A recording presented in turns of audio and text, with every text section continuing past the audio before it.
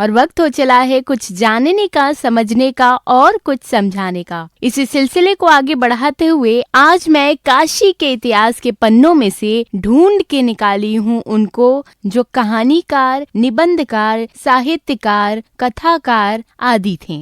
जी हाँ, आज मैं बात कर रही हूँ आचार्य रामचंद्र शुक्ल जी की। इनका जन्म 1884 में उत्तर प्रदेश बस्ती जिले के अगोना नामक गांव में हुआ। इनकी माता का नाम विभाषी तथा पिता पंडित चंद्रबली शुक्ल थे। इनके पिता की नियुक्ति सदर कानून के पद पर मिर्जापुर में हुई, इसलिए समस्त परिवार वहीं आकर रहता था। आचार्य रामचंद्र शुक्ल जी जब 9 वर्ष के थे तो उनकी माता का देहांत हो गया था और बहुत कम उम्र की आयु होने के बावजूद उन्होंने अपने आप को बचपन से ही बड़ा बना लिया था। वापस आकर बताती हूँ कि इनकी शिक्षा दीक्षा कहाँ से हुई। आचार्य रामचंद्र शुक्ल की शिक्षा दीक्षा मिर्जापुर के लंदन मिशन स्कूल से हुई। इन्होंने हाई स्कूल की परीक्षा उत्तीर्ण की, लेकिन इंटरमीडिएट में आने से पहले ही इनकी शिक्षा बीच में ही छूट गई। इनके पिता चाहते थे कि शुक्ल जी कचहरी में जाकर दफ्तर का काम सीखें, लेकिन शुक्ल जी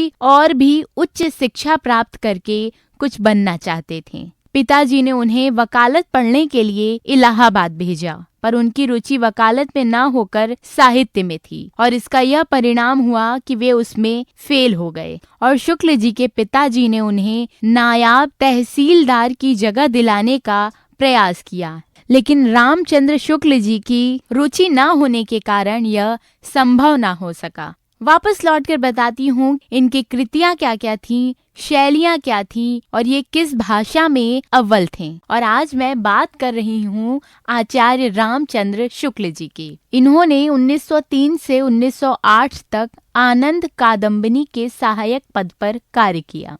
उसके बाद 1904 से 1908 तक लंदन मिशन स्कूल में ड्राइंग के अध्यापक रहे और इसी काल के दौरान उनके लेख पत्र पत्रिकाओं में छपने लगे और धीरे धीरे उनका यश चारों तरफ फैल गया। उनकी योग्यता से प्रभावित होकर 1908 में काशी नागरिक प्रचारिणी सभा ने उन्हें हिंदी शब्द सागर के सहायक संपादक का कार्यभार सौंप दिया, जिसमें उन्होंने खूब नाम कमाया, खूब सफलता पाई और श्याम सुंदर दास के शब्दों में शब्द सागर की उपयोगिता का अधिकांश श्रेय पंडित रामचंद्र शुक्ल को ही जाता है।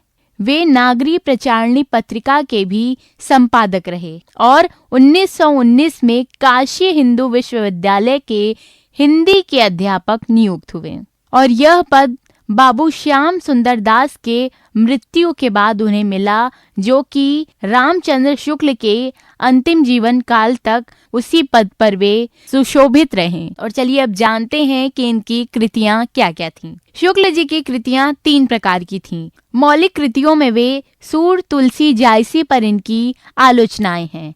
वहीं साथ ही साथ मित्रता, अध्ययन आदि पर इन्हें निबंध लिखने का काफी शौक था।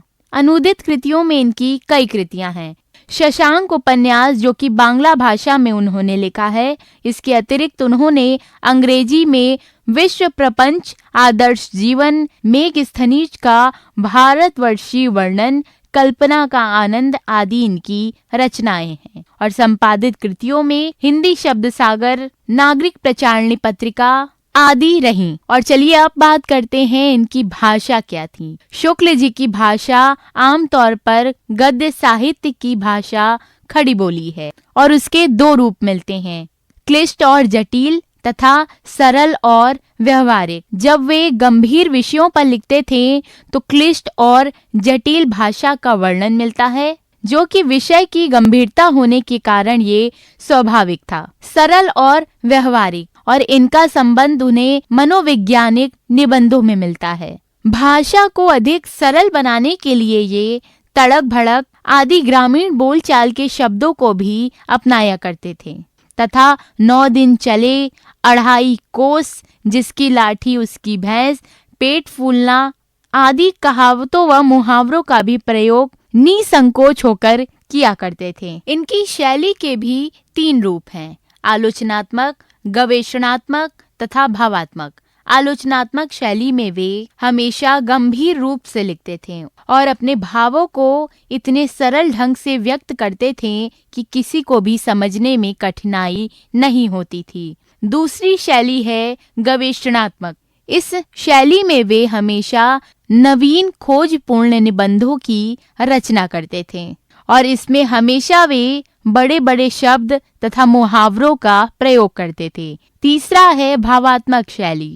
शुक्ल जी के मनोवैज्ञानिक निबंध भावात्मक शैली में लिखे गए हैं, जो कि गद्य काव्य सा आनंद देती है। इस शैली की भाषा बहुत ही व्यवहारिक है और शुक्ल जी हमेशा भावों की आवश्यकता अनुसार छोटे और बड़े दोनों प्रकार के वाक्यों को प्रयोग करते थे। बहुत से वाक्य तो सुक्ति रूप में प्रयोग होते, जैसे बैर क्रोध का अचार या मुरब्बा है। इसके अलावा उनके निबंधों में निगमन पद्धति, अलंकार योजना, तुकदार शब्द, हास्य व्यंग्य आदि अन्य शैलीगत विशेषताएं भी मिलती हैं। आगे बताने वाली हूँ कि इनका साहित्य में क्या स्थान था। शुक्ल जी को भाव और रस के काव्य की आत्मा माना जाता है। आइए अब बताती हूँ कि इनके साहित्य में क्या स्थान थे। शुक्ल जी शायद ही हिंदी के पहले ऐसे समीक्षक हैं जिन्होंने जीवन के ताने बाने में गुम्फित काव्य के गहरे और व्यापक लक्ष्यों को लिखने का प्रयत्न किया है। उनके विचार हमेशा से ही ये थे कि काव्य का अंतिम लक्ष्य आनंद नहीं बल्कि विभिन्न भावों को दर्शाना है।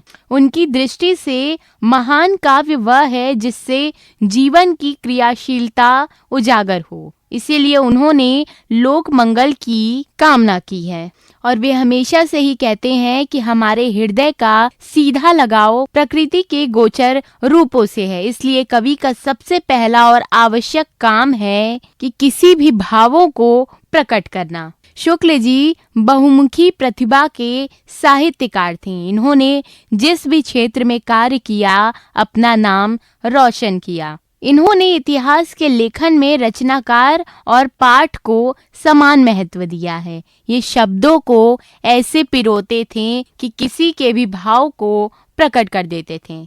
और 2 फरवरी 1941 को हृदय गति रुक जाने के कारण इनका देहांत हो गया। इतिहास लिखने के लिए कलम नहीं, हौसलों की जरूरत होती है। मैं आपको रोज बताती हूँ काशी के विभूतियों के बारे में और बहुत ही जल्द आप जानेंगे काशी के मंदिरों और घाटों के बारे में। अगर आपके पास भी काशी से ही रिलेटेड कोई कहानी है या फिर कोई तथ्य है तो उसे मुझ तक पहुंचाइए। आप मुझे सर्च कर सकते हैं फेसबुक, इंस्टाग्राम पर RJ ट्विंकल के नाम से।